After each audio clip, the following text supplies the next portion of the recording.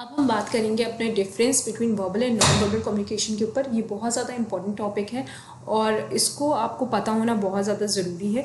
तो सबसे पहले मैं आपको ये जो टेबल है यहाँ पे पहला जो है वो है बेसिस ऑफ कंपैरिजन। जो भी कंपैरिजन हमने किया है वो जो पॉइंट्स होंगे वो यहाँ पे दिए होंगे आपके।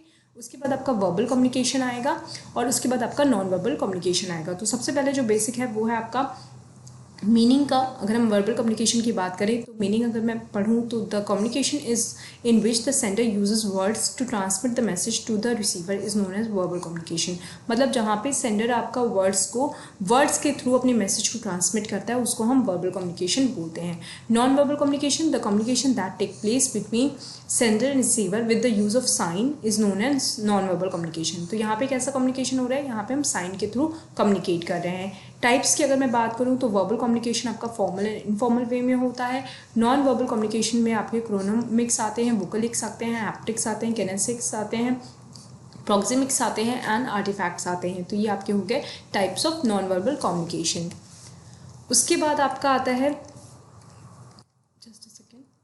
उसके बाद आता है आपका टाइम कंज्यूमिंग जो वर्बल कम्युनिकेशन होता है ये टाइम कंज्यूमिंग नहीं होता है। Non verbal communication time consuming होता है। ऐसा क्यों है? क्योंकि नॉन वर्बल कम्युनिकेशन में जो बताना चाह रहे हो उसको आपको सिंबल्स के थ्रू करना होता है। सिंबल्स के थ्रू आपको बताना होता है, कम्युनिकेट करना होता है और जो रिसीवर होता है उसको वो चीज़ कम्युनिकेट करने में, वो चीज़ समझने में, इंटरप्रेट करने में या फिर आप कह लो उसको डिकोड करने में टाइम लगता है।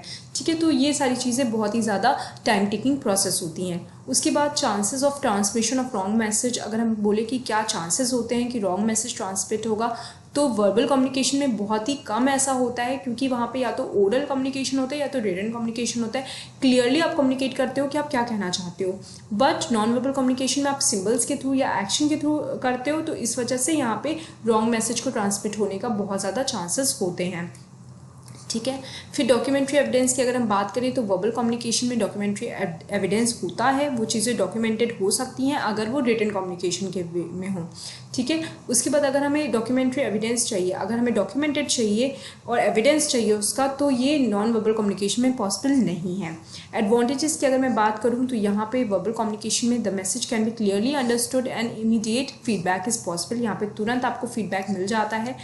और जो नॉन वर्बल कम्युनिकेशन है उसका क्या एडवांटेज है?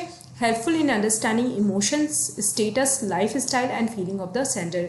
आप नॉन वर्बल कम्युनिकेशन के थ्रू किसी के भी इमोशंस को जज कर सकते हो, समझ सकते हो, उनके स्टेटस को जज कर सकते हो, उनकी लाइफस्टाइल को जज कर सकते हो और उनकी जो फीलिंग्स है उसको आप इजीली अंडरस्टैंड कर सकते हो।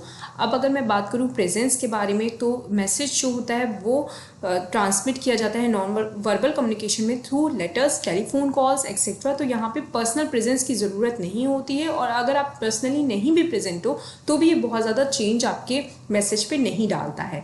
बट नॉन वर्बल कम्युनिकेशन में क्या होता है, जो भी पार्टीज़ कम्युनिकेशन की हैं उनको आमने सामने प्रेजेंट होना बहुत ज़्यादा ज़रूरी होता है। उनकी जो पर्सनल प्रेजेंस होती है वो बहुत ज़्यादा मस्ट होती है। ठीक है, तो ये आपका डिफरेंस हो गया non verbal and verbal communication में। आई होप सारे टॉपिक आपके कवर हो गए हैं non verbal and verbal communication के। तो अब अगर आपको कोई भी डाउट है verbal communication and non verbal communication में तो आप मुझसे पूछ सकते हैं कमेंट सेक्शन में। Thank you so much, keep on watching, keep on learning.